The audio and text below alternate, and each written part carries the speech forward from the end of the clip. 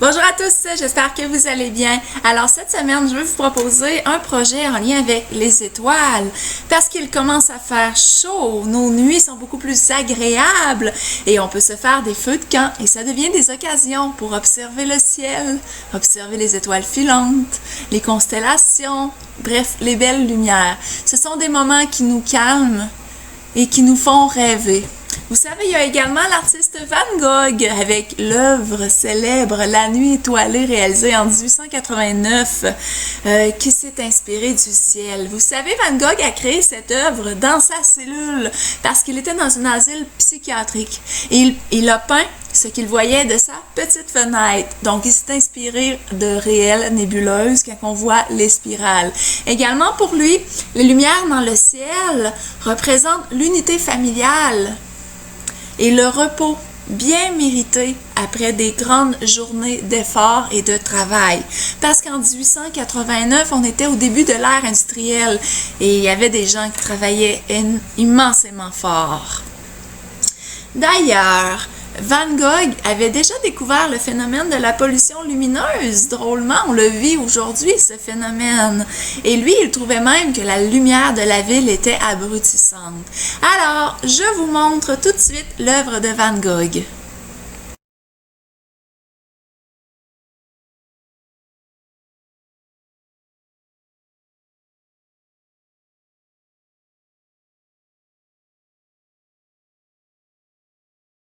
Alors, j'espère que vous avez apprécié les deux œuvres de l'artiste Van Gogh.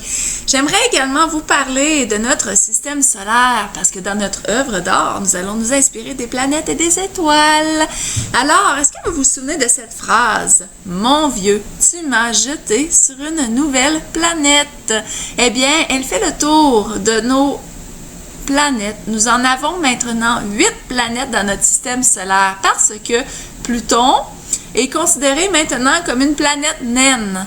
Alors, je vous montre les planètes de notre système solaire.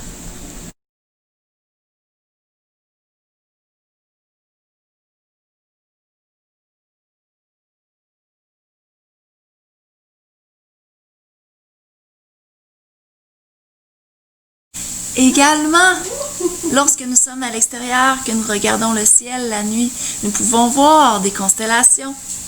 Nous cherchons souvent les constellations les plus populaires, celles qu'on connaît, c'est-à-dire la grande ours et la petite ours. Vous savez, au bout de la queue de la petite ours se retrouve l'étoile polaire et cette étoile brille fort, fort, fort. Ça nous aide à trouver Petite Ours, qui n'est jamais loin de la constellation de la grande ours. Aussi, les constellations vont inspirer le zodiaque et les signes astrologiques. Chaque constellation va être associée à un signe astrologique. Et cela va même inspirer certains artistes à imager les signes astrologiques. Alors, je vous montre des images des constellations et des signes du zodiaque.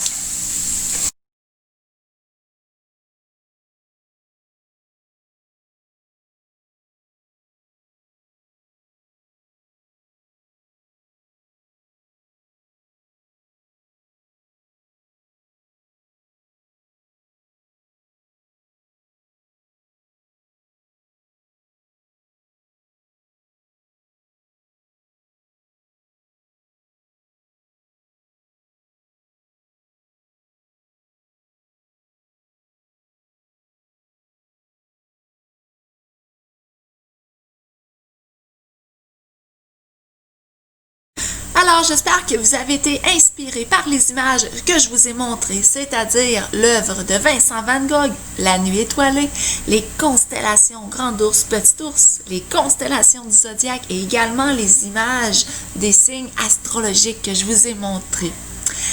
Alors, sortez le matériel artistique que vous désirez, crayon de plomb, gomme à effacer, stylo, crayon de feutre, crayon de cire, crayon de bois, etc.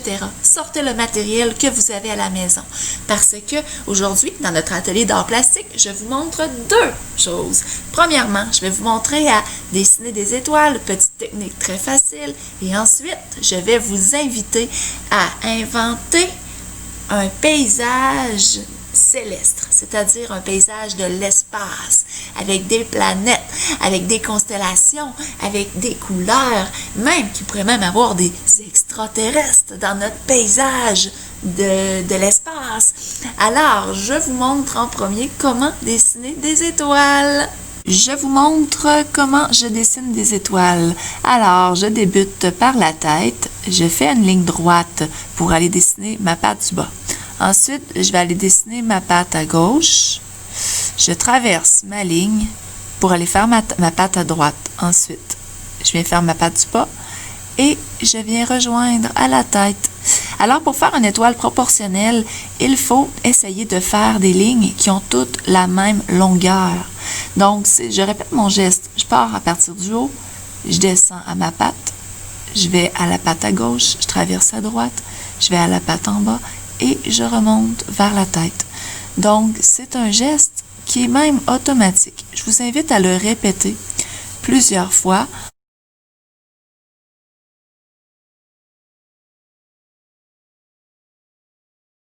Notre deuxième projet consiste à créer un espace imaginaire, un monde céleste. Alors, vous pouvez y ajouter toutes sortes de formes qu'on retrouve dans l'espace. Moi, j'ai rajouté par exemple la planète Terre, la Lune. J'ai même mis un petit drapeau parce que les hommes ont été sur la Lune. J'ai ajouté un satellite près de la Terre. Ici, j'ai mis un astronaute. J'ai mis une gommette qui fonce sur la Terre. Il y a un extraterrestre ici dans sa soucoupe volante. J'ai fait des spirales pour représenter des trous noirs ou des nébuleuses. J'ai également dessiné la grande ours et la petite ours. Et j'ai fait aussi des constellations comme le signe du zodiaque qui représente des animaux. Ici, il y a un petit poisson. Puis là, j'ai fait un chien. Ensuite, j'ai rempli mon dessin d'étoiles. Donc, maintenant, je vais le colorer.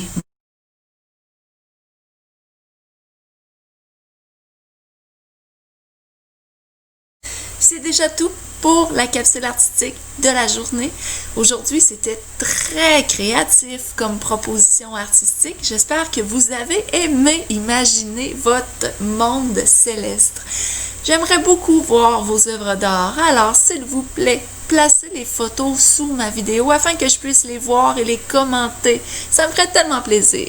Eh bien, merci beaucoup de me suivre et on se voit la semaine prochaine. Bonne fin de journée.